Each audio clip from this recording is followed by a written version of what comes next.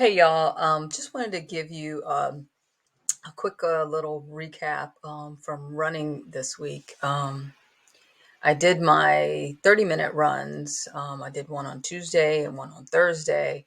As you can see here on my training plan, which you can totally have for free. I'll give you a link to that at the end of this video. You can print it out and write on it if you want, or you can just save a copy to your personal folder in Google Drive. That way you can edit it, put different dates on it, however you want to make it your own.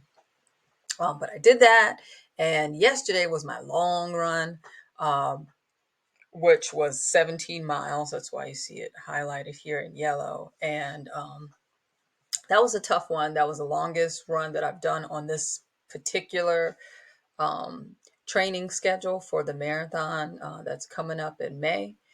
One thing that made it hard was like maybe after 3 miles or so, my phone shut off on me. So that was a pain for probably, I don't know, maybe a half mile or so. I was fumbling with my phone trying to figure out why it had shut off. But I ended up keeping track with the Fitbit smartwatch that I had on, and it tends to track slow. And I've noticed that when I compare it to the GPS on my phone. So I think I did more than 17 miles, but I didn't want to stop running until the Fitbit actually registered 17. So I think I did a little bit more than that, but that's okay. It wasn't too much more. It also tracks my heart rate, and you know that I like to track my heart rate when I run, not necessarily a pace. So whatever my heartbeat, I tried to keep it around 135 when I'm doing like a long run. So I kept track of that, which with my watch, and it has a little sensor on here. It kind of keeps track of your heart rate through your skin. That's how that kind of works in a nutshell. Um, I would say two things here, two takeaways here.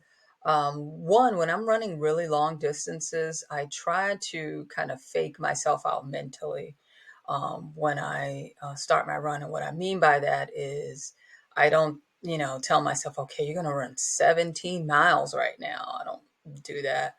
Um, what I did was I said, okay, you have to run 8.5 miles, right? That sounds way better than 17.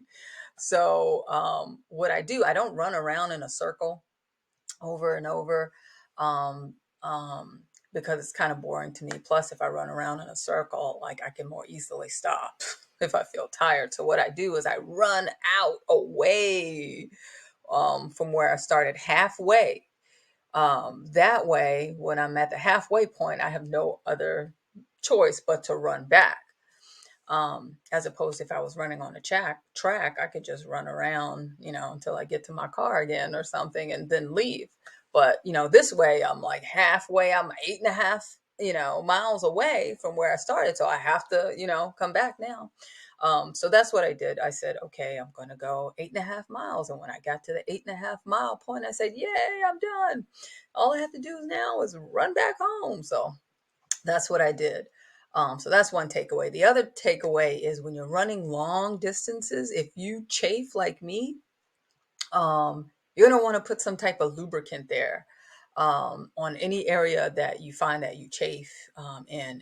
And I use Vaseline because it's easy. It's just plain old Vaseline. It's cheap.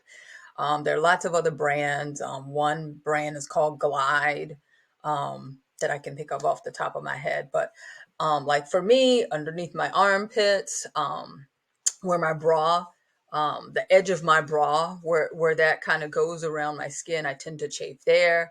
And between my legs too, I'll place Vaseline there.